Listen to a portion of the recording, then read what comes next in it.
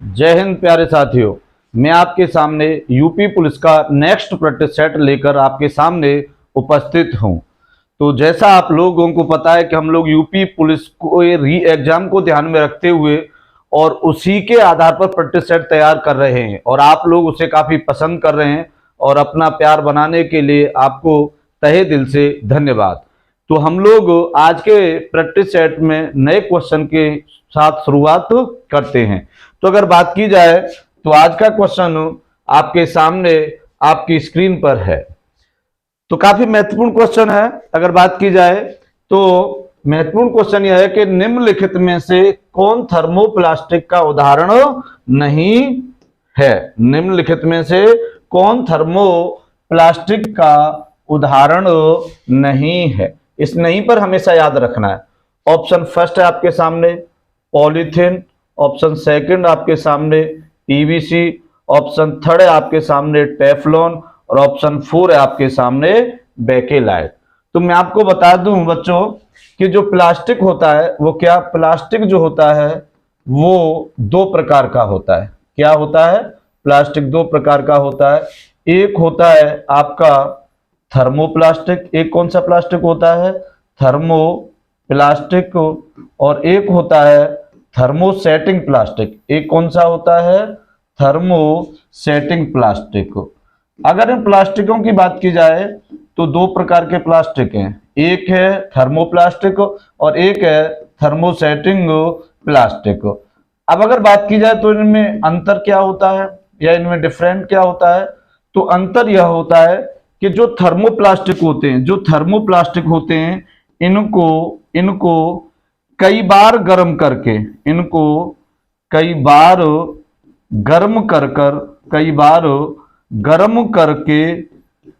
इनकी आकृति या इनको कई बार गर्म करके इनको आकृति में ढाला जा सकता है। इनको आकृति में ढाला जा सकता है। जबकि थर्मोसेटिंग प्लास्टिक की यदि बात की जाए तो इनको सिर्फ आप एक बार गर्म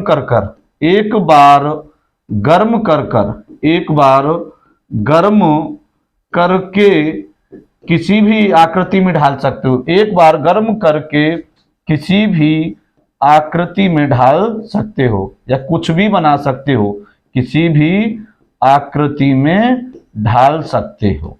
मेरा कहने का मतलब यह है कि थर्मोप्लास्टिक को आप जैसे एक बार गर्म किया, आपने कुछ बना दिया, इससे मान लीजिए जैसे पॉलीथीन बना दी, तो थर्मोप्लास्टिक की क्या खासियत होती है कि फिर पॉलीथीन को आप फिर गर्म करके या पिघला करके फिर दोबारा से कुछ बना सकते हो।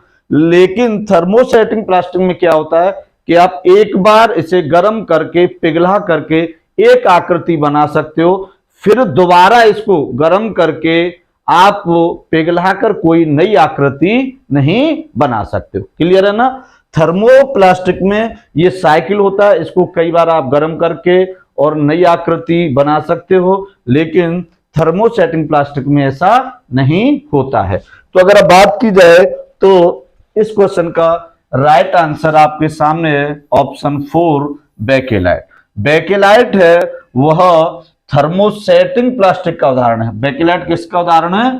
थर्मोसेटिंग प्लास्टिक का उदाहरण है।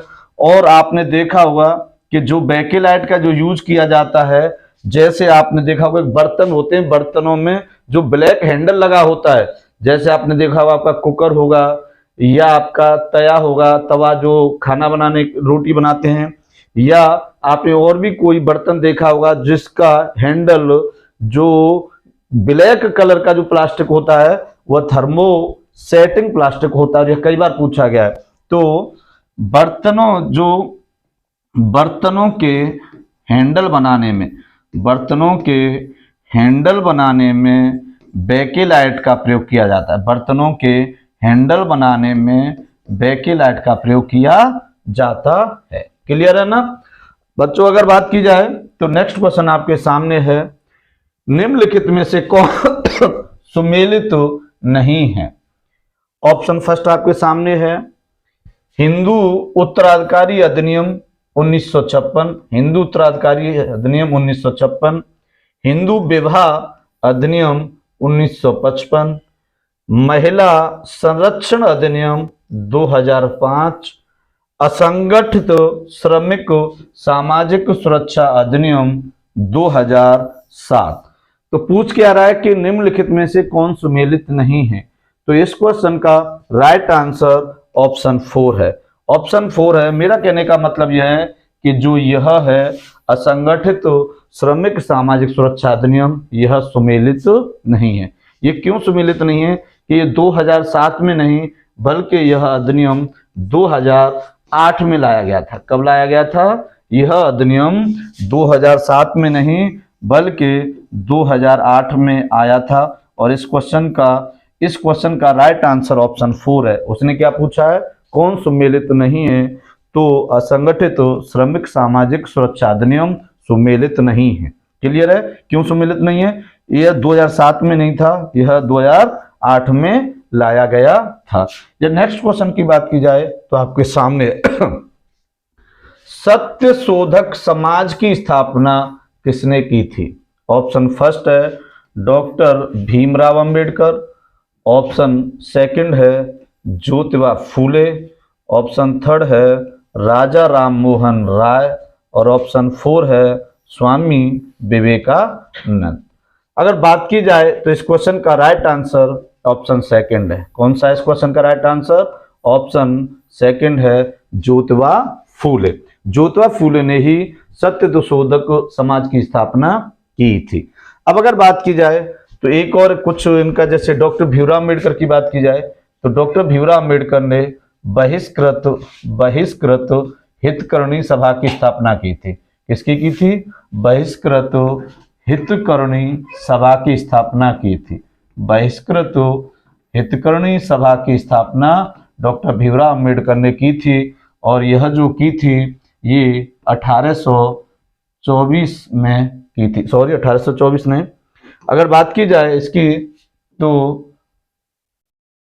बहिष्कृत हितकरणी सभा की जो स्थापना की थी वो 1924 में की थी। कब की थी? 1924 में की थी।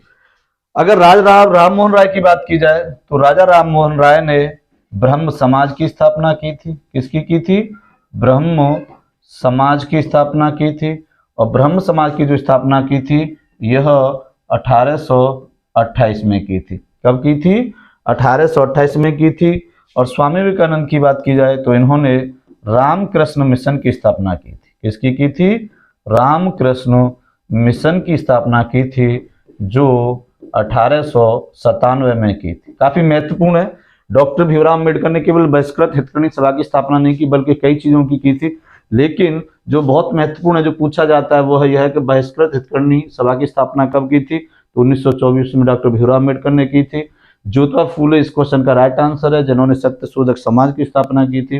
राजा राम मोहन राय ने काफी फेमस है ब्रह्म समाज, जिसकी स्थापना की थी 1828 में। और स्वामी विवेकानंद ने रामकृष्ण मिशन की स्थापना की थी 1897 में। आप सब लोग जानते हो कि स्वामी विवेकानंद की बात की जाए तो इन्होंने ही शिकागो में विश्व धर्म संसद या सम्मेलन को इन्होंने वहां पर जाके काफी भाषण दिया था और उसी से यह फेमस हुए थे। क्लियर है? नेक्स्ट क्वेश्चन की बात की जाए तो आपके सामने है इंसुलिन का श्रवण किसके द्वारा किया जाता है? इंसुलिन का श्रवण किसके द्वारा किया जाता है?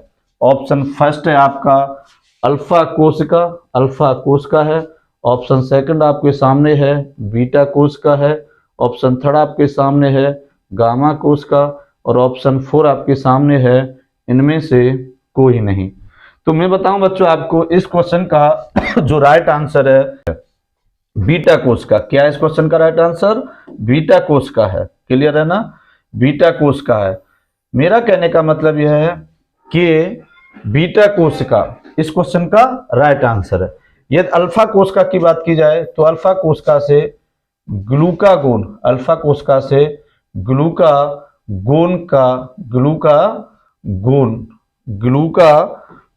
का श्रवण किया जाता है। किसका? अल्फा कोशिका से ग्लूकागोन का श्रवण किया जाता है। जबकि यदि बात की जाए तो बीटा कोशिका से इंसुलिन का श्रवण किया जाता है। बीटा कोशिका से इंसुलिन का श्रवण किया जाता है। और अगर बात की जाए गामा कोशिका से सोमेस्टोस्टेटिन का श्रवण किया जाता है, क्लियर है ना। मैं आपको बता दूं कि इंसुलिन का श्रवण अगर वैसे तो आपने एक ग्रंथि सुनी होगी, अग्नाशय ग्रंथि या पैनक्रियास ग्रंथि। तो अग्नाशय जो ग्रंथि है वह हेट्रोजेनियस ग्रंथि है, मतलब उसमें कहने का मतलब यह है कि उसमें दो पार्ट होते हैं, एक तो होता है बीटा कोशिका और एक जो बीटा कोशिका होती है वह हैंगर-हेस्की द्वीप का सिद्धांत होती है, क्लियर है। अगर बात की जाए इसमें तो सबसे इंपोर्टेंट बात क्या है कि इस क्वेश्चन का राइट आंसर है बीटा कोशिका। अल्फा कोशिका ग्लूकागोन का श्रवण करती है, बीटा कोशिका इंसुलिन का श्रवण करती है और गामा कोशिका सोमेस्टोस्टेटिन का श्रवण करती है। नेक्स्ट क्वेश्चन की बात की जाए तो आपके सामने है भारतीय तट से समुद्र में कितने नॉटिकल मील के क्षेत्र को अनन्य आर्थिक क्षेत्र कहते हैं। ऑप्शन फर्स्ट आपके सामने है 12 नॉटिकल मील, ऑप्शन सेकंड आपके सामने है 24 नॉटिकल मील, ऑप्शन थर्ड आपके सामने है 200 नॉटिकल मील और ऑप्शन फोर्थ आपके सामने है इनमें से कोई नहीं। तो मैं आपको बता दूं पहले कि हम सब लोग जानते हैं कि यह प्रायद्वीपीय भारत या दक्षिण भारत है, क्लियर है। अब इसमें क्या है कि जो यह है ये ऐसे इसको यहां से लेकर और कुछ दूरी के हिसाब से इसको बांटा जाता है। मतलब कहने का यह है कि भारत के तट के क्षेत्र से यहां समुद्र में कुछ रेखाओं का निर्धारण किया गया है, उन्हीं रेखाओं में से एक रेखा है आपकी और वह उसका नाम क्या है अनन्य आर्थिक क्षेत्र और वह कितनी दूरी पर है। तो मैं आपको बता दूं सबसे पहले तो कि अगर बात की जाए जैसे आप सब लोग जानते हो कि हमारा जो भारत है वह ऐसे समझो कि इसकी थोड़ी सी ऐसे ये टेढ़ी मेढ़ी रेखा है, एक जैसी तो है नहीं, मैंने बना दिया भले ही था। अब क्या होता है कि इसको मिलाया जाता है, इसको एक जैसा किया जाता है, ऐसे जो टेढ़े मेढ़े से एक जैसा किया जाता है। जब यह इसको किया जाता है तो इसको हम आधार रेखा मानते हैं। क्या मानते हैं? इसको हम लोग आधार रेखा मानते हैं।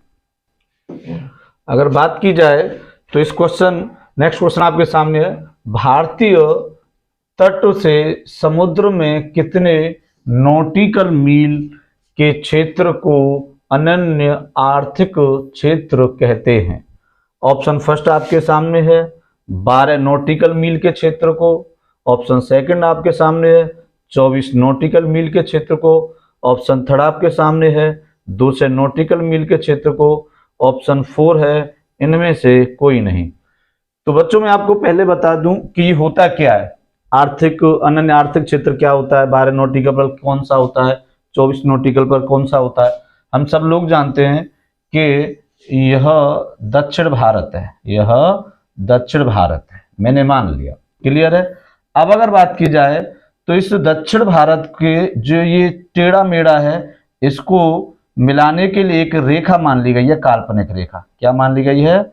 इसको मिलाने की काल्पनिक रेखा मान ली गई है और यह जिसे हम लोग कहते हैं आधार रेखा। क्या कहते हैं? इसे हम लोग आधार रेखा कहते हैं, इसे हम आधार रेखा कहते हैं। अब आप सब लोग जानते हो कि भारत के तीनों तरफ पानी है या जल है, क्लियर है। आप सब लोग जानते हो कि भारत के तीनों तरफ पानी या जल है और इस पानी या जल के कारण ही भारत को हम लोग क्या कहते हैं? प्रायद्वीपीय भारत कहते हैं। अब मेरा कहने का मतलब यह है कि इस रेखा से समुद्र में पानी की ओर, इस रेखा से यहां तक के क्षेत्र को यह हम लोग मान लेते हैं यह है 12 नॉटिकल मील की दूरी। कितनी है? 12 नॉटिकल मील की दूरी है। जो यह होता है इसको हम लोग कहते हैं क्षेत्रीय सागर। क्या कहते हैं इसको? हम लोग क्षेत्रीय सागर कहते हैं। अब सबसे इंपॉर्टेंट बात क्या है कि क्षेत्रीय सागर के बाद यहां से और यहां तक के क्षेत्र को हम लोग यह 24 नॉटिकल मील का क्षेत्र होता है। कितने क्षेत्र होता है? यह 24 नॉटिकल मील का क्षेत्र होता है। यहां से और यहां तक ये 24 नॉटिकल मील का क्षेत्र होता है, जिसको हम लोग संलग्न क्षेत्र कहते हैं। क्या कहते हैं? संलग्न क्षेत्र या कॉन्टिजेनियस एरिया कहते हैं। यहां से और यहां तक के क्षेत्र को लगभग हम लोग यह 200 नॉटिकल का मील का क्षेत्र होता है। कितना होता है? 200 नॉटिकल मील का क्षेत्र होता है। और इस क्षेत्र को ही हम लोग अनन्य आर्थिक क्षेत्र कहते हैं। क्या कहते हैं? जो यहां से और यहां तक का जो क्षेत्र होता है 200 नॉटिकल मील होता है, और इसको हम लोग अनन्य आर्थिक क्षेत्र कहते हैं। अनन्य आर्थिक क्षेत्र कहते हैं। क्या कहते हैं? अनन्य आर्थिक क्षेत्र कहते हैं, या इसको हम लोग EEZ कहते हैं। EEZ एक्सक्लूसिव इकोनॉमिक जोन कहते हैं। क्लियर है ना? यहां से यहां तक का जो क्षेत्र होता है यह 12 नॉटिकल मील होता है, जिसको हम लोग क्षेत्र सागर कहते हैं। यहां से और यहां तक का क्षेत्र 24 नॉटिकल मील का क्षेत्र होता है, जिसको हम लोग संलग्न क्षेत्र कहते हैं। और इस आधार रेखा से ही और 200 नॉटिकल मील का क्षेत्र होता है, जिसे हम लोग अनन्य आर्थिक क्षेत्र कहते हैं। तो इस क्वेश्चन का राइट आंसर ऑप्शन थर्ड है, 200 नॉटिकल मील होता है। क्लियर है ना? 12 नॉटिकल मील के क्षेत्र को हम लोग क्या कहते हैं? मैं आपको अभी बता चुका हूं, क्षेत्रीय सागर कहते हैं। क्या कहते हैं? क्षेत्रीय सागर कहते हैं। और 24 नॉटिकल मील के क्षेत्र को हम लोग संलग्न क्षेत्र कहते हैं। नेक्स्ट क्वेश्चन की बात की जाए तो आपके सामने है, पर्यावरण निष्पादन सूचकांक किस संस्था के द्वारा जारी किया जाता है? ऑप्शन फर्स्ट आपके सामने है WEF world economic forum. Option second आपके सामने है IMF international monetary fund. Option third आपके सामने है UNCTAD जिसे अंकटाड कहते हैं। और ऑप्शन 4 आपके सामने है जिसे वर्ल्ड बैंक कहते हैं। क्लियर है? अब अगर बात की जाए तो इस क्वेश्चन का राइट आंसर ऑप्शन फर्स्ट है। क्या है? इस क्वेश्चन का राइट आंसर ऑप्शन फर्स्ट है। पर्यावरण निष्पादन सूचकांक को वर्ल्ड इकोनॉमिक फोरम के द्वारा जारी किया जाता है। किसके द्वारा? वर्ल्ड इकोनॉमिक फोरम के द्वारा जारी किया जाता है। क्लियर है ना? वर्ल्ड इकोनॉमिक फोरम के द्वारा जारी किया जाता है। अब अगर बात की जाए तो नेक्स्ट क्वेश्चन आपके सामने है, फर्स्ट आपके सामने है 1960। ऑप्शन सेकंड आपके सामने है 1963। ऑप्शन थर्ड आपके सामने है 1987। और ऑप्शन 4 आपके सामने है 1971। तो मैं बता दूं बच्चों आपको कि इस क्वेश्चन का जो राइट आंसर है वो ऑप्शन सेकंड है। नागालैंड राज्य की स्थापना 1963 में की गई थी, नागालैंड राज्य की। अब अगर बात की जाए तो 1960 में अगर स्थापना की गई थी तो महाराष्ट्र और गुजरात की गई थी। किसकी गई थी? महाराष्ट्र और गुजरात। महाराष्ट्र व सौराष्ट्र नाम हुआ करता था। महाराष्ट्र व सौराष्ट्र की स्थापना की गई थी। क्लियर है? जो सौराष्ट्र है वह गुजरात है। क्लियर है? हुआ क्या था? पहले मुंबई प्रेसिडेंसी हुआ करती थी। क्या हुआ करती? पहले मुंबई प्रेसिडेंसी थी। क्या थी? मुंबई प्रेसिडेंसी थी। और मुंबई प्रेसिडेंसी का विभाजन 1960 में किया गया था। और जब 1960 में इस मुंबई प्रेसिडेंसी का विभाजन किया गया था तो महाराष्ट्र और सौराष्ट्र 2 राज्यों की स्थापना की गई थी। क्लियर है? यदि बात की जाए तो 1963 इस क्वेश्चन का राइट आंसर है। तो नागालैंड की स्थापना 1963 में की गई थी। क्लियर है? यदि बात की जाए तो 1987 में गोवा को पूर्ण राज्य का दर्जा दिया गया। क्या दिया गया था? गोवा को पूर्ण राज्य का दर्जा दिया गया था। पहले यह केंद्र शासित प्रदेश हुआ करता था। गोवा को पूर्ण राज्य का दर्जा दिया गया। 1987 से पहले यह गोवा जो था वो एक केंद्र शासित प्रदेश हुआ करता था। 1971 की बात की जाए तो 1971 में हिमाचल प्रदेश की स्थापना की गई थी। किसकी स्थापना की गई थी? हिमाचल प्रदेश की स्थापना की गई थी। क्लियर है ना बच्चों? और यह क्वेश्चन काफी इंपोर्टेंट है, पूछे जाते भी हैं। नेक्स्ट क्वेश्चन की बात की जाए तो आपके सामने ट्रांस हिमालय व सर्वोच्च हिमालय के मध्य कौन सा जोन स्थित है? ऑप्शन फर्स्ट आपके सामने है Indo Tsangpo suture zone, Indo Tsangpo suture zone. Second है main central thrust. Option third है आपके सामने मेन बाउंड्री फॉल्ट। और ऑप्शन फोर है इनमें से कोई नहीं। अब अगर बात की जाए तो हम लोगों ने चर्चा, अगर आपको मालूम हो तो पहले एक प्रैक्टिस सेट में हमने नदियों के आधार पर भी हिमालय का विभाजन किया जाता है, उसके बारे में हमने चर्चा की थी।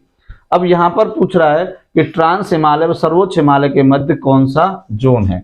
तो मैं आपको बता दूं प्यारे साथियों, हमने मान लिया कि यह ट्रांस हिमालय है, क्लियर है। फिर हमने मान लिया कि यह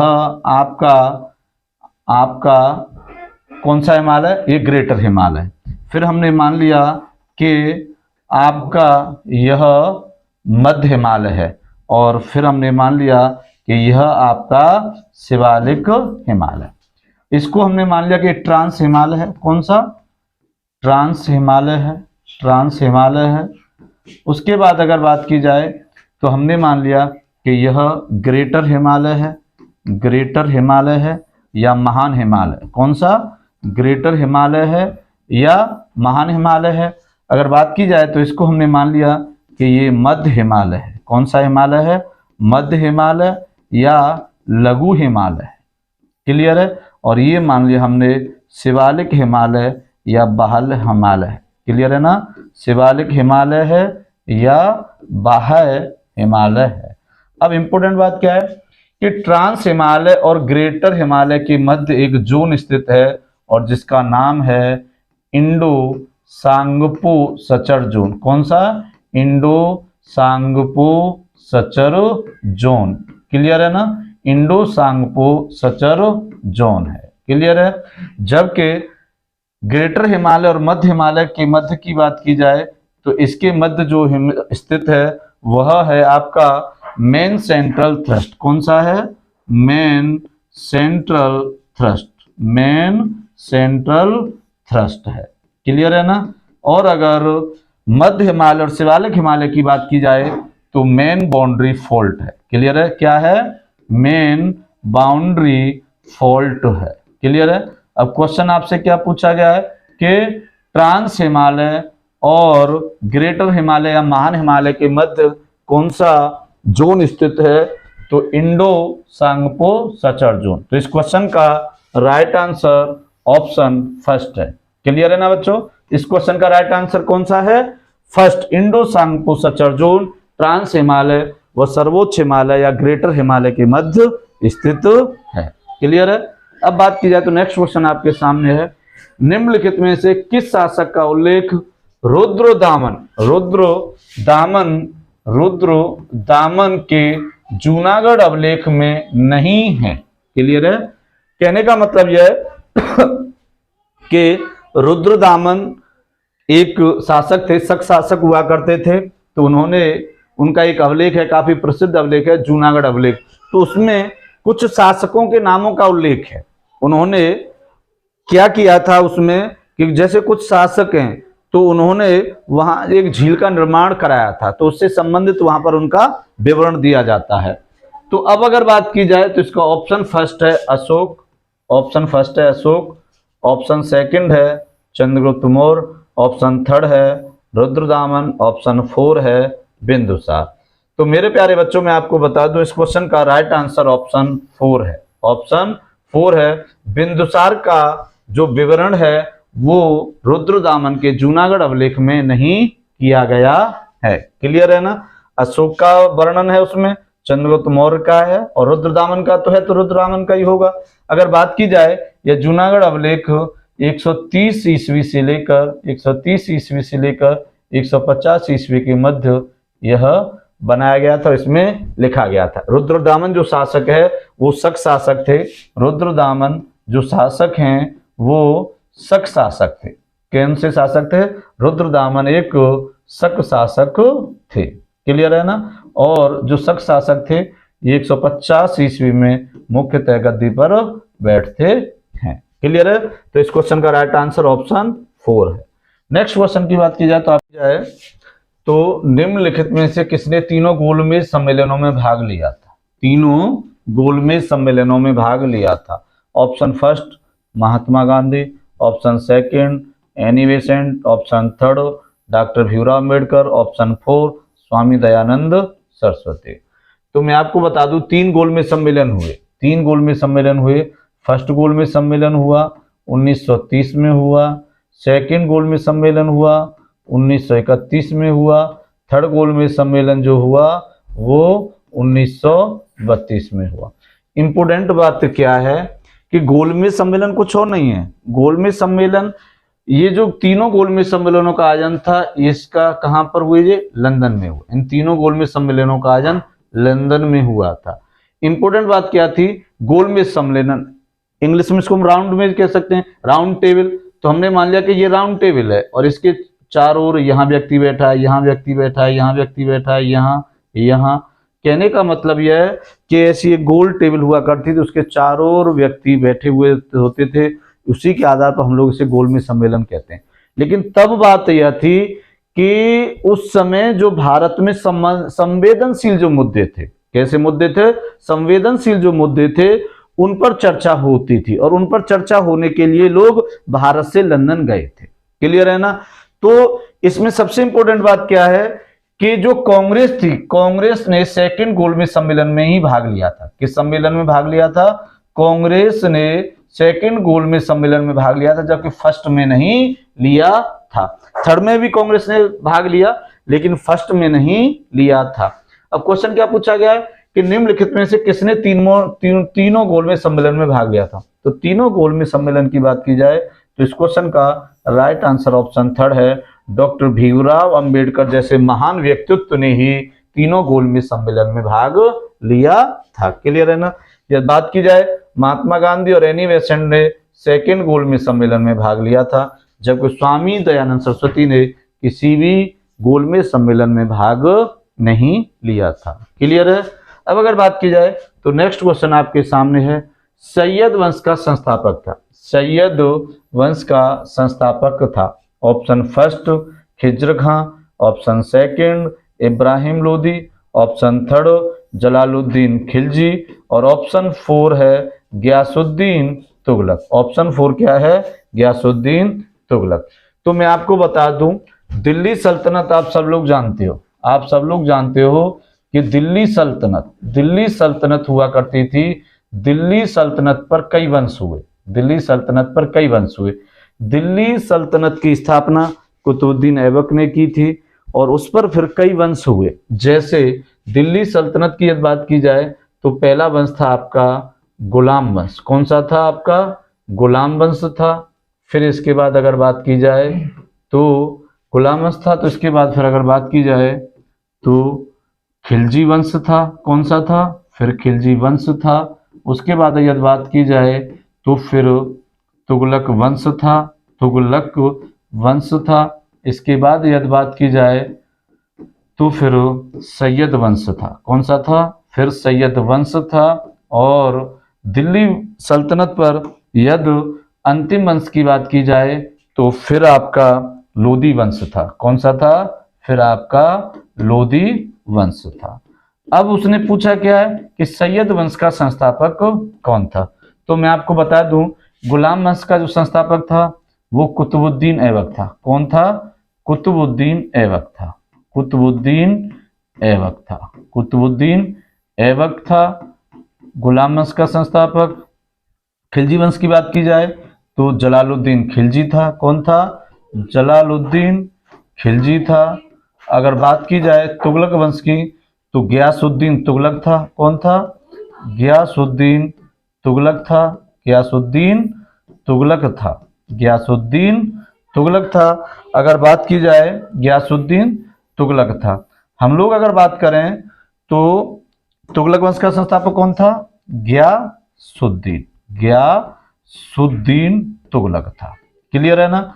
और यदि सैयद वंश की बात की जाए तो खिज्र खां था। कौन सा? सैयद वंश का संस्थापक खिज्र खां था। और लोदी वंश के संस्थापक की बात की जाए तो बहलोल लोदी था। कौन सा? बहलोल लोदी था। क्लियर है ना? अब क्वेश्चन आपके सामने है कि सैयद वंश का संस्थापक कौन था? तो इस क्वेश्चन का राइट आंसर ऑप्शन फर्स्ट है, खिज्र खां सैयद वंश का संस्थापक था। नेक्स्ट क्वेश्चन आपके सामने है, उत्तर प्रदेश का राजकीय पुष्प है? ऑप्शन फर्स्ट पलाश, ऑप्शन सेकंड अशोक, ऑप्शन थर्ड बारहसिंगा, ऑप्शन फोर सारस। क्या? सारस। अगर बात की जाए तो इस क्वेश्चन का जो राइट आंसर है वह है ऑप्शन फर्स्ट पलाश, या इसको हम लोग टेसू कहते हैं। क्या कहते हैं? पलाश या टेसू। अशोक की बात की जाए तो यह उत्तर प्रदेश का राजकीय वृक्ष है। क्या है? उत्तर प्रदेश का राजकीय वृक्ष है अशोक का पेड़। क्लियर है ना? अगर बात की जाए बारहसिंगा तो यह उत्तर प्रदेश का राजकीय पशु है। क्या है? उत्तर प्रदेश का राजकीय पशु है। और अगर बात की जाए सारस की तो यह उत्तर प्रदेश का जो सारस है वो राजकीय पक्षी है। क्या है? उत्तर प्रदेश का राजकीय पक्षी है। क्लियर है ना? सारस का एक और नाम है क्रोंच, क्रोंच के नाम से भी इसे जाना जाता है। सारस राजकीय पक्षी है, बारहसिंगा राजकीय पशु है, अशोक राजकीय वृक्ष है और राजकीय जो पुष्प है वो पलाश या टेसू। इस क्वेश्चन का राइट आंसर ऑप्शन फर्स्ट है। नेक्स्ट क्वेश्चन, कर्नाटक के युद्ध किनके मध्य लड़े गए थे?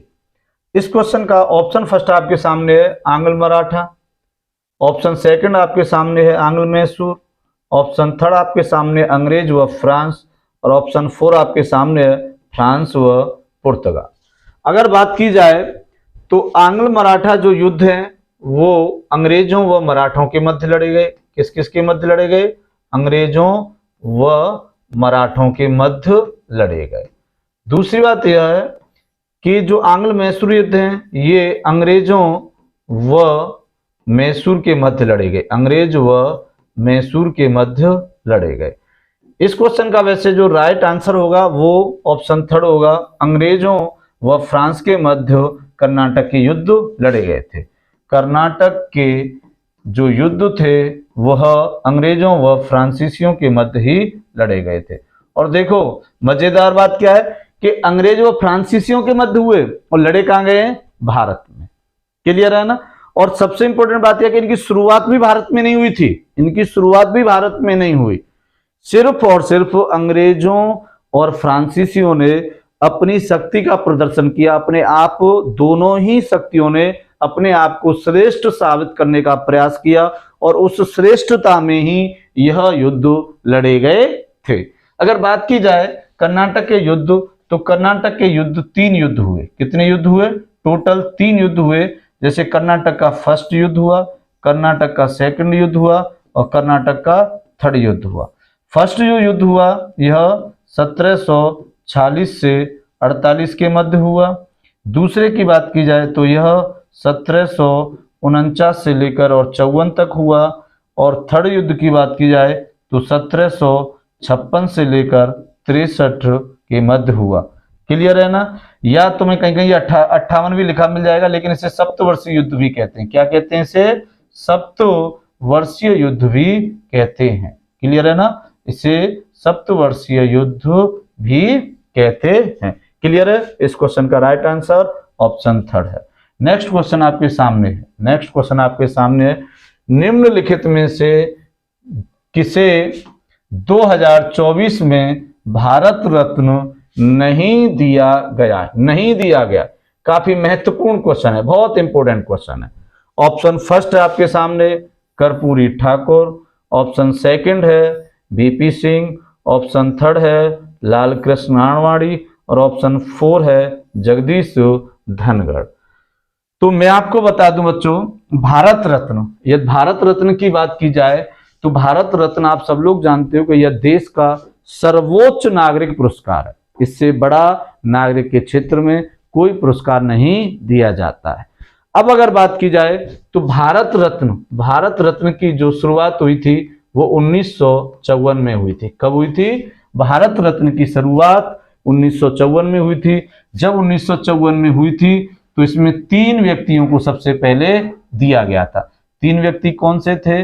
एक थे आपके चक्रवर्ती राजगोपालाचारी या CR राजगोपालाचारी। क्लियर, गोपालाचारी। उसके अलावा जो थे वो आपके एक साइंटिस्ट थे जिनका नाम था वेंकट रमन, क्लियर है, वेंकट रमन थे।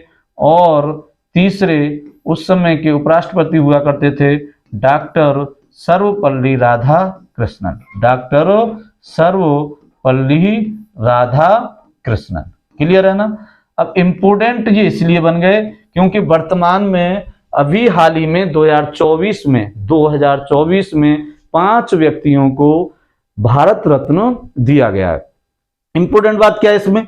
इंपोर्टेंट बात है कि सबसे पहले 1954 में दिया गया, और मैं आपको बता दूं कि एक वर्ष में सामान्यतः 3 व्यक्तियों से ज्यादा भारत रत्न नहीं दिया जाता। एक वर्ष में सामान्यतः 3 व्यक्तियों से ज्यादा भारत रत्न नहीं दिया जाता था, लेकिन 1999 में भी 4 व्यक्तियों को दिया गया, और अब की बार 2024 में तो यह 5 व्यक्तियों को दिया गया। क्लियर है ना। सामान्यतः एक वर्ष में 3 से अधिक व्यक्तियों को भारत रत्न नहीं दिया जाता था, लेकिन 1999 में 4 व्यक्तियों को भारत रत्न दिया। कितने व्यक्तियों को? 4 व्यक्तियों को दिया। और 2024 में 5 व्यक्तियों को भारत रत्न दिया। क्लियर है ना। अब अगर बात की जाए तो 5 कौन कौन से हैं? 5 की यदि बात की जाए तो हमारे पहले प्रधानमंत्री वीपी सिंह, पहले का मतलब ये नहीं कि सबसे पहले जवाहरलाल नेहरू नहीं, मतलब अभी से पहले की बात है। मतलब वीपी सिंह की बात की जाए तो वीपी सिंह 1991 से 96 तक प्रधानमंत्री रहे थे, पूर्व प्रधानमंत्री हैं। तो वीपी सिंह कब प्रधानमंत्री रहे? 1991 से 96। उसके अलावा कर्पूरी ठाकुर को दिया गया है, कर्पूरी ठाकुर को दिया गया है जो बिहार के 2 बार मुख्यमंत्री रहे।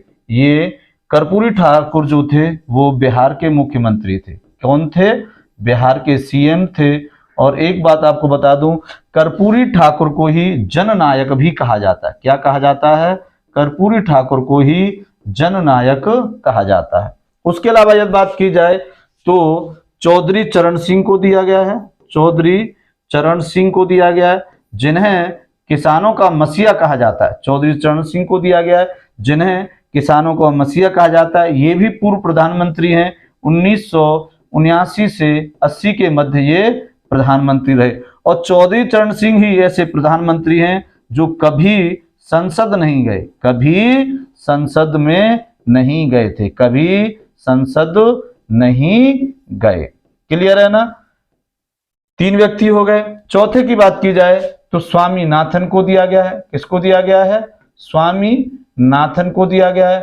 और एमएस स्वामीनाथन, कौन? एमएस स्वामीनाथन।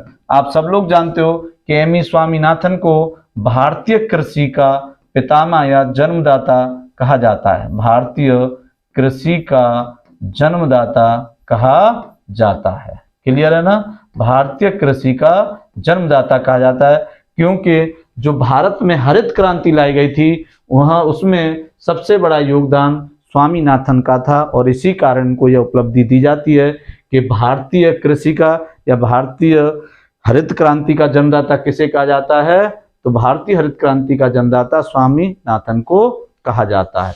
क्लियर है ना। अब एक रह गए आपके आडवाणी जी, आडवाणी जी, लाल कृष्ण आडवाणी जी, लाल कृष्ण आडवाणी जी। क्लियर है ना। तो इस क्वेश्चन का यदि राइट आंसर की बात की जाए तो ऑप्शन 4 होगा, जगदीश धनगर। क्लियर है ना। जगदीश धनगर को भारत रत्न नहीं दिया गया है। आप सब लोग जानते होंगे कि जगदीश धनगर इस समय भारत के उपराष्ट्रपति हैं और ये 14वें नंबर के उपराष्ट्रपति हैं। क्लियर है ना। कितने लोगों को दिया गया था? 5 व्यक्तियों को 2024 में दिया गया है। उसमें से एक एमएस स्वामीनाथन है, एक वीपी सिंह है, एक कर्पूरी ठाकुर है, और एक चौधरी चरण सिंह है, और एक लाल कृष्ण आडवाणी है। लाल कृष्ण आडवाणी मैं आपको बता दूं ये कि उप प्रधानमंत्री थे, उप प्रधानमंत्री रहे हैं। कौन रहे हैं ये? उप प्रधानमंत्री रहे हैं। क्लियर है ना। नेक्स्ट क्वेश्चन की बात की जाए तो आपके सामने है 58वां ज्ञानपीठ पुरस्कार किससे देने की घोषणा की गई है?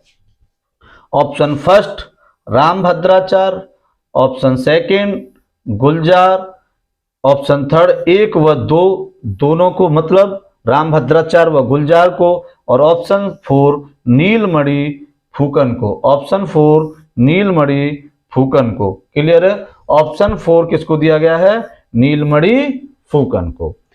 तो मैं आपको बता दूं कि इस क्वेश्चन का तो राइट आंसर ऑप्शन 3 है, 1 व 2, मतलब 58वां जो ज्ञानपीठ पुरस्कार है वो रामभद्राचार्य व गुलजार को दिया जाएगा।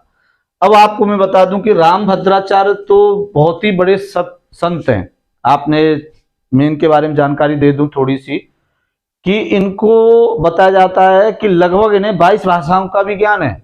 इनके बारे में यह बताया जाता है इनको लगभग 22 भाषाओं का ज्ञान है, और इन्होंने लगभग 240 ग्रंथों से भी अधिक की रचना की है। क्लियर है ना? यदि आपको जानकारी हो तो जो अयोध्या मंदिर बनाया गया था उसमें जो सबूत पेश किए गए थे वह रामभद्राचार्य के ही थे, जो प्रमुख सबूत थे, और इन्होंने ही उसके बारे में सब जो भी समस्या थी उसको दूर किया था। तो रामभद्राचार्य काफी विवेकशील हैं, और यह इन्हें बताया जाता है कि ये जन्मांध हैं। यह मतलब कहने का तात्पर्य है यह कि ये अपने नेत्रों से देख नहीं सकते हैं। तो 58वें ज्ञानपीठ पुरस्कार की घोषणा रामभद्राचार्य और गुलजार को देने की बात की गई है। गुलजार की यदि बात की जाए तो यह फिल्म इंडस्ट्री से जुड़े हुए थे। क्लियर है? अब अगर ज्ञानपीठ पुरस्कार की बात की जाए तो सबसे पहले ज्ञानपीठ पुरस्कार 1965 में दिया गया था। कब दिया गया था? सबसे पहला ज्ञानपीठ पुरस्कार 1965 में दिया गया था, और जो दिया गया था वो जी शंकर कुरुप को दिया गया था। किसको दिया गया था? जी शंकर कुरुप को दिया गया था। और यह जो जी शंकर कुरुप को दिया गया था ये मलयालम भाषा के लिए दिया गया था। मलयालम भाषा के लिए दिया गया था। इन्होंने मलयालम भाषा में एक कृति लिखी थी, उसके लिए इन्हें दिया गया था। एक इंपोर्टेंट और है कि 1976 में प्रथम महिला प्राप्त करने वाली ज्ञानपीठ पुरस्कार वो आशापूर्ण देवी थी। कौन थी? आशापूर्ण देवी थी। प्रथम महिला हैं जिन्हें ज्ञानपीठ पुरस्कार दिया गया था, आशापूर्ण देवी। क्लियर है? आशापूर्ण देवी को 1976 में ज्ञानपीठ पुरस्कार दिया गया। आशापूर्ण देवी को ज्ञानपीठ पुरस्कार दिया गया, और यह जो दिया गया था ये बंगाली लेखिका थी। क्लियर है? बंगाली भाषा के लिए दिया गया था। बंगाली भाषा के लिए दिया गया था। क्लियर है? किसके लिए दिया गया था? तो बंगला भाषा के लिए दिया गया था। क्लियर है? अब अगर बात की जाए तो आप सबको पता है कि 58वां इनको घोषणा की गई है, और जो 57वें थे वो दामोदर थे। क्लियर है ना? 57वां जो ज्ञानपीठ पुरस्कार दिया गया था वो दामोदर जी थे, और 56वां जो ज्ञानपीठ पुरस्कार दिया गया था वो नीलमणि फुकन थे। क्लियर है ना? 56वें यदि ज्ञानपीठ पुरस्कार की बात की जाए तो 56वां जो ज्ञानपीठ पुरस्कार था वो नीलमणि फुकन को दिया गया था। किसको? नीलमणि फुकन को दिया गया था, जो असमिया किसके लिए दिया गया था? असमिया लेखक थे, असमिया भाषा के लिए दिया गया था। और यदि बात की जाए तो 57वां जो ज्ञानपीठ पुरस्कार दिया गया था वो दामोदर को दिया गया था। क्लियर है? किसको दिया गया था? दामोदर को दिया गया था, और यह कन्नड़ के लिए दिया गया था। क्लियर है ना? तो हमें ये तो अब पुराने हो गए तो इनकी उम्मीद नहीं रहेगी कि ये पूछे जाएंगे, ये इंपोर्टेंट भी नहीं है। लेकिन जो इंपोर्टेंट है वो है इस समय 58वां ज्ञानपीठ पुरस्कार किसे देने की घोषणा की है, तो रामभद्राचार्य और गुलजार को दोनों को ही दिया जाएगा। नेक्स्ट क्वेश्चन की बात की जाए तो आपके सामने है, सर्वोच्च न्यायालय के न्यायाधीश की नियुक्ति कौन करता है? ऑप्शन फर्स्ट प्रधानमंत्री, ऑप्शन सेकंड राष्ट्रपति, ऑप्शन थर्ड उपराष्ट्रपति, ऑप्शन 4 लोकसभा अध्यक्ष। तो इस क्वेश्चन का जो राइट आंसर है ऑप्शन सेकंड है, राष्ट्रपति। क्लियर है? सर्वोच्च न्यायालय के न्यायाधीशों की नियुक्ति कौन करता है? राष्ट्रपति करता है। यह सर्वोच्च न्यायालय के न्यायाधीश की नियुक्ति की बात की जाए तो अनुच्छेद या आर्टिकल 124 उच्चतम न्यायालय के बारे में बताता है। अब इसमें अनुच्छेद 124 में क्लोज है, और 124 फर्स्ट क्लोज है, अनुच्छेद 124 सेकंड क्लोज है या दूसरा क्लोज है, अनुच्छेद 124 थर्ड क्लोज है, और अनुच्छेद 124 फोर्थ क्लोज है। कितने? फोर्थ क्लोज है। 5 भी है, अनुच्छेद 124 5 क्लॉज हैं। क्लियर है, हमें इससे कोई मतलब नहीं है और आपको यूपी पुलिस का एग्जाम में ध्यान रखते हुए हम लोग बता रहे हैं। तो सर्वोच्च न्यायालय के न्यायाधीश की नियुक्ति राष्ट्रपति ही करता है। क्लियर। सर्वोच्च न्यायालय भारत का एक सर्वोच्च न्यायालय होगा और उसमें कम से कम 7 सदस्य होंगे और 7 सदस्य अन्य न्यायाधीश होंगे, एक मुख्य न्यायाधीश होगा। यदि आपको जानकारी हो तो सर्वोच्च न्यायालय के जो स्टार्टिंग में जब सर्वोच्च न्यायालय का गठन किया गया था उस समय 8 न्यायाधीश थे। कितने थे? 8 थे। 7 अन्य न्यायाधीश थे और एक चीफ जस्टिस या मुख्य न्यायाधीश था। वर्तमान में यदि बात की जाए तो वर्तमान में 34 न्यायाधीश हैं। कितने? 34 न्यायाधीश हैं, जिसमें से एक चीफ जस्टिस मतलब एक मुख्य न्यायाधीश हैं और 33 अन्य न्यायाधीश हैं।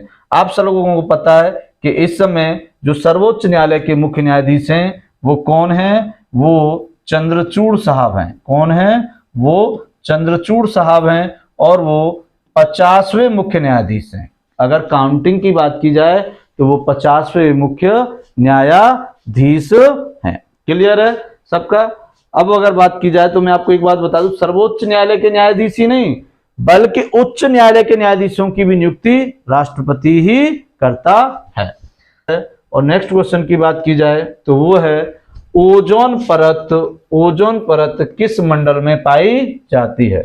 ऑप्शन फर्स्ट क्षोभ मंडल, ऑप्शन सेकंड समताप मंडल, ऑप्शन थर्ड मध्य मंडल और ऑप्शन 4 आयन मंडल। तो मैं आपको बता दूं कि वायुमंडल को विभिन्न परतों में विभाजित कर लिया जाता है। वायुमंडल को विभिन्न परतों में विभाजित कर लिया जाता है। जैसे हम लोग अगर बात करें तो हमने मान लिया कि यह एक रेखा है और एक यह। मेरा कहने का मतलब यह है कि हम लोगों ने इसे 0 अक्षांश मान लिया और इसे 90 अक्षांश मान लिया। अब मेरा कहने का मतलब यह है कि यदि बात की जाए तो आप वायुमंडल में नीचे से ऊपर की ओर जाओगे तो इनको अलग अलग मंडल में विभाजित किया जाता है। जैसे अगर बात की जाए तो पहला है आपका क्षोभ मंडल। पहला कौन सा? आपका क्षोभ मंडल। यह जो मैंने लाइन थोड़ी सी टेढ़ी की है वो इसलिए की है कि ध्रुवों से क्षोभ मंडल की ऊंचाई अलग है और विषुवत रेखा से क्षोभ मंडल की ऊंचाई अलग है। विषुवत रेखा से तो क्षोभ मंडल की ऊंचाई हम लोग 18 किलोमीटर भी मानते हैं और ध्रुवों से यहां तक की अगर बात की जाए तो 8 किलोमीटर के आसपास है। उसके बाद हम लोग क्षोभ मंडल के बाद एक समताप मंडल की बात करते हैं। समताप मंडल होता है, कौन सा मंडल होता है? समताप मंडल होता है। क्षोभ मंडल समताप मंडल की जब बात की जाए तो यह 50 किलोमीटर के आसपास होता है और फिर उसके बाद एक मंडल और होता है जिसे हम लोग मध्य मंडल कहते हैं। क्या कहते हैं? मध्य मंडल कहते हैं। और अगर एक और बात की जाए तो इससे ऊपर होता है जो ये 80 किलोमीटर के पास होता है मध्य मंडल। और इसके ऊपर यदि बात की जाए तो एक मंडल होता है आपका आयन मंडल। कौन सा मंडल होता है? आयन मंडल होता है। और उसके बाद एक बहिर्मंडल होता है। कौन सा मंडल होता है? बहिर्मंडल होता है। क्लियर है ना? तो अब बात की जाए तो क्षोभ मंडल में सभी मौसमी घटनाएं होती हैं। जैसे हमने मान लिया कि ये बादल है, बारिश आना या तूफान, चक्रवात, तूफान, ये सभी इसी मंडल में आते हैं। यह समताप मंडल की बात की जाए तो यह वायुयान उड़ाने के लिए सबसे उपयुक्त मंडल है। किसके लिए? वायुयान उड़ाने के लिए सबसे उपयुक्त मंडल है। और यहीं पर मैं आपको बता दूं कि यहाँ इस रीजन में यहाँ से यहाँ तक जो रीजन होता है इसमें ओजोन लेयर या ओजोन परत पाई जाती है। O3 ओजोन लेयर या ओजोन परत पाई जाती है। और हमसे क्वेश्चन क्या पूछा गया है कि ओजोन परत किस मंडल में पाई जाती है? तो इस क्वेश्चन का राइट आंसर ऑप्शन सेकंड है, समताप मंडल। क्लियर है ना? है सहारा मरुस्थल। सहारा मरुस्थल में चलने वाले स्थानीय पवन को क्या कहते हैं? स्थानीय पवन है। Option first sirocco, option second brickfielder, option third haboob और ऑप्शन 4 जोंडा। तो इस क्वेश्चन का जो राइट आंसर है ऑप्शन फर्स्ट है। क्या है? ऑप्शन फर्स्ट सिराको है। अब मैं आपको बता दूं, जो सिराको है यह सहारा मरुस्थल में चलती है। कहां पर चलती है? सहारा मरुस्थल में चलती है। सहारा मरुस्थल में चलती है। लेकिन इसकी इंपॉर्टेंट बात यह है कि सिराको ऐसी विंड, लोकल विंड है जो रक्त वर्षा कराती है। कई बार क्वेश्चन पूछा गया है कि रक्त वर्षा कराने वाली लोकल विंड या स्थानीय पवन कौन सी है, तो वो सिराको है। रक्त वर्षा का मतलब ये नहीं कि ब्लड ही गिराती है, ऐसा कुछ नहीं है। होता क्या है कि सहारा मरुस्थल में एक रेड कलर की मिट्टी पाई जाती है और वह जब यह चलती है तो उसको अपने साथ ये लेकर चलती है, अपने साथ लेकर चलती है। जब बादलों में नमी आ जाती है, जब बादलों में नमी आ जाती है तो ये वर्षा कराती है। जब वर्षा कराती है तो उसके बाद जो धूल थी, जो लाल धूल थी, वो वर्षा के साथ गिरती है। अब उसी कारण हम लोग कह देते हैं कि यह सिराको रक्त वर्षा कराती है। क्लियर है ना? अब अगर बात की जाए ब्रेक फील्डर की, तो ब्रेक फील्डर ऑस्ट्रेलिया की लोकल विंड या स्थानीय पवन है। क्लियर है ना? कहां की है? ऑस्ट्रेलिया की। अब अगर बात की जाए हबीब की बात की जाए तो ये सूडान की लोकल विंड है। और अगर जोंडा की बात की जाए तो यह अर्जेंटीना की लोकल विंड या स्थानीय पवन है। बहुत सारी स्थानीय पवन है। जैसे अगर आपको मैं और दो चार बता दूं, जैसे पूछी जाती है खमसिन। कौन सी पूछी जाती है? खमसिन। तो ये मिस्र की है, खमसिन मिस्र की है। उसके अलावा अगर बात की जाए तो एक योमा पूछी जाती है, जो जापान की है। उसके अलावा गिबली पूछी जाती है, जो लीबिया की है। गिबली पूछी जाती है जो लीबिया की है। बहुत सारी हैं। पापागयो मैक्सिको की है। बहुत सारी हैं, हमें उससे मतलब नहीं है। अब हम लोग नेक्स्ट क्वेश्चन पर आपके सामने उपस्थित है। एकल नागरिकता का प्रावधान किस देश से लिया गया है? ऑप्शन फर्स्ट है ब्रिटेन, ऑप्शन सेकंड है आपके सामने अमेरिका, ऑप्शन थर्ड है आपके सामने ऑस्ट्रेलिया और ऑप्शन फोर है आपके सामने आयरलैंड।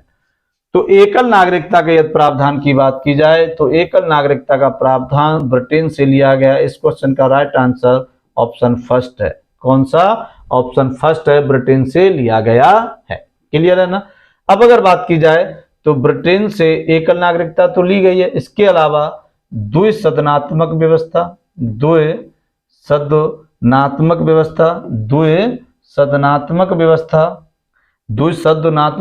ली गई है। कौन सी ली गई है? द्विसदनात्मक व्यवस्था ली गई है। द्विसदनात्मक व्यवस्था ली गई है। उसके अलावा यदि बात की जाए तो विधि का शासन भी कहां से लिया गया है? ब्रिटेन के शासन से लिया गया है। उसके अलावा मंत्रिपरिषद, उसके अलावा विधि प्रक्रिया, उसके अलावा संसदीय व्यवस्था भी कहां से ली गई है? ब्रिटेन से ही ली गई है। संसदीय व्यवस्था याद रखना आपको कि जो विधि का शासन है और विधि प्रक्रिया और विधि का शासन तो लिया गया है ब्रिटेन से, लेकिन विधि द्वारा स्थापित प्रक्रिया जर्मनी से ली गई है। क्लियर है ना? अब अगर बात की जाए तो अमेरिका से हम सब लोग जानते हैं कि मूल अधिकार लिए गए हैं। क्या लिए गए हैं? मूल अधिकार अमेरिका से लिए गए हैं। क्लियर है? ऑस्ट्रेलिया से बात की जाए तो प्रस्तावना की भाषा ऑस्ट्रेलिया से ली गई है। जबकि प्रस्तावना का जो कॉन्सेप्ट है, मतलब प्रस्तावना कहां से ली गई है? तो अमेरिका से ली गई है। और आयरलैंड की बात की जाए तो नीति निर्देशक तत्व कहां से लिए गए हैं? आयरलैंड से ही लिए गए हैं। क्लियर है ना? नेक्स्ट क्वेश्चन की बात की जाए तो आपके सामने है, और नेक्स्ट क्वेश्चन है आपके सामने कि निम्नलिखित में से राष्ट्रपति किसकी नियुक्ति नहीं करते हैं? ऑप्शन फर्स्ट राज्यपाल, ऑप्शन सेकंड उच्च न्यायालय के न्यायाधीश, ऑप्शन थर्ड नियंत्रक एवं महालेखा परीक्षक और ऑप्शन फोर मुख्यमंत्री। तो मैं आपको जानकारी दे दूं कि इस क्वेश्चन का राइट आंसर ऑप्शन फोर है, मुख्यमंत्री। कौन? मुख्यमंत्री। मुख्यमंत्री की नियुक्ति अनुच्छेद 164 के तहत राज्यपाल करते हैं। कौन करते हैं? अनुच्छेद 164 के तहत राज्यपाल करते हैं। कौन करता है? अनुच्छेद 164 के तहत राज्यपाल करता है। क्लियर है बच्चों? अब अगर बात की जाए तो राज्यपाल की नियुक्ति भी राष्ट्रपति करता है, उच्च न्यायालय के न्यायाधीशों की भी नियुक्ति राष्ट्रपति करता है, और नियंत्रक एवं महालेखा परीक्षक की भी नियुक्ति राष्ट्रपति ही करता है। 29वां जो क्वेश्चन है वो लास्ट क्वेश्चन था। और मेरे प्यारे बच्चों, मैं आपसे उम्मीद कर रहा हूं कि आप काफी मेहनत कर रहे होंगे, और आप सब लोग जानते हो कि इस बार यूपी पुलिस की जो वैकेंसी है वो बहुत बड़ा मौका है। इस बार आपको एक वैकेंसी अपनी पक्की करनी है, और इस काम में मैं आपकी पूरी मदद करूंगा, और आपका प्यार ऐसा ही बने रहे मेरे प्यारे बच्चों। जय हिंद, जय भारत।